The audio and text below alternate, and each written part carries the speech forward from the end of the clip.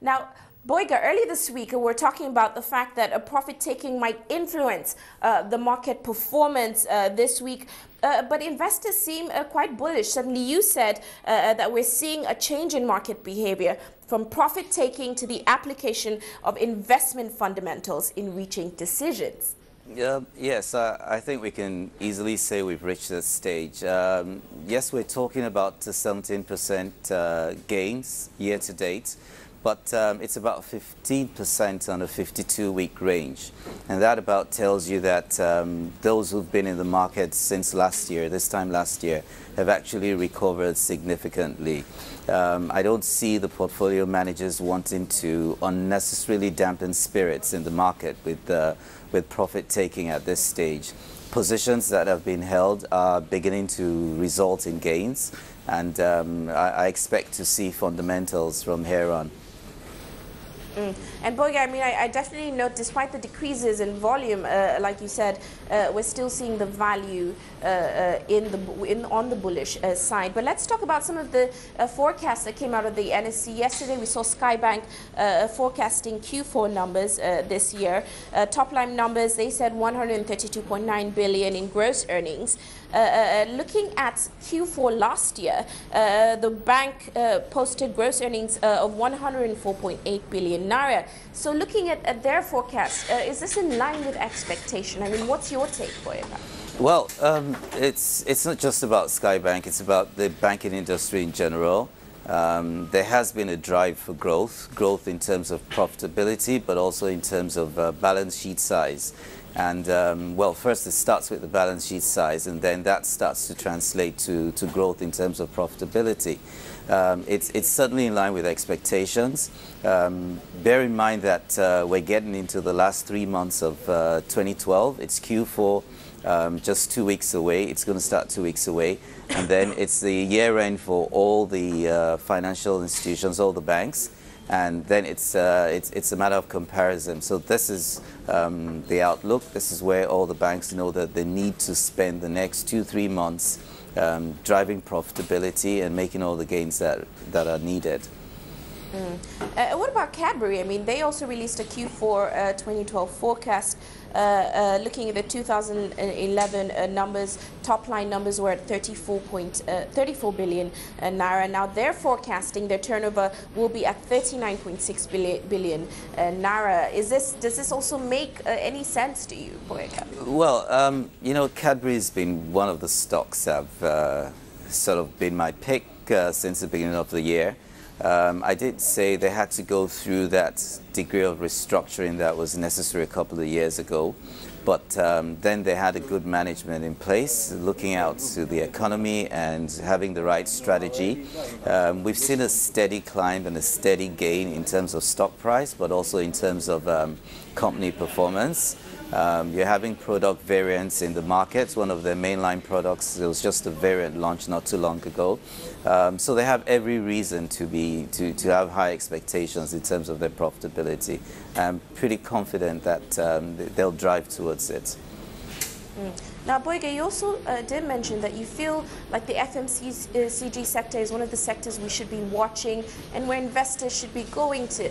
But I'd like to ask you about the insurance sector. I mean, will sentiment continue to remain bearish in that sector? And I want to note there's two major stories that have come out of that sector recently.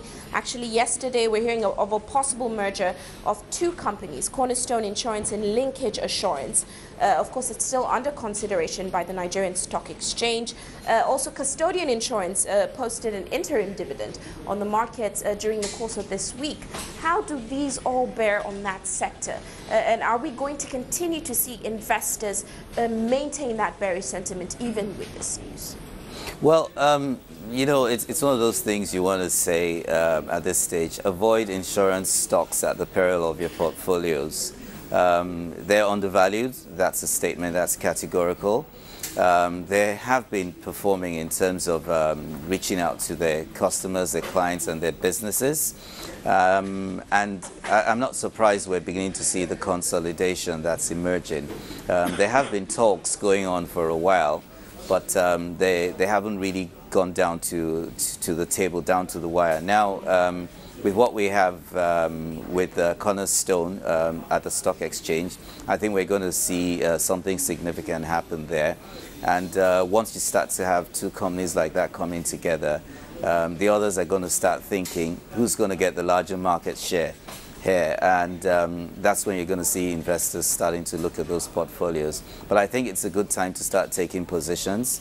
It's a good time to start looking at the fundamentals of these companies and find out which one of them has the real potential to grow.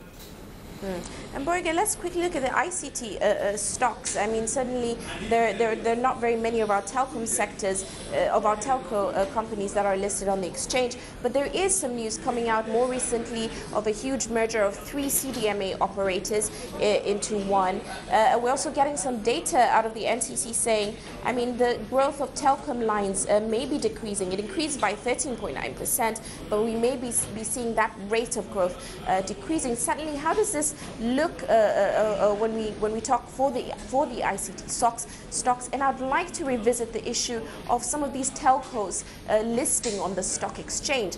Overall, in that sector, what is your outlook, Boyega? Well, first of all, I mean, I'll take what you said last. I don't believe we should force the telcos to list on the exchange. It's got to be a business decision.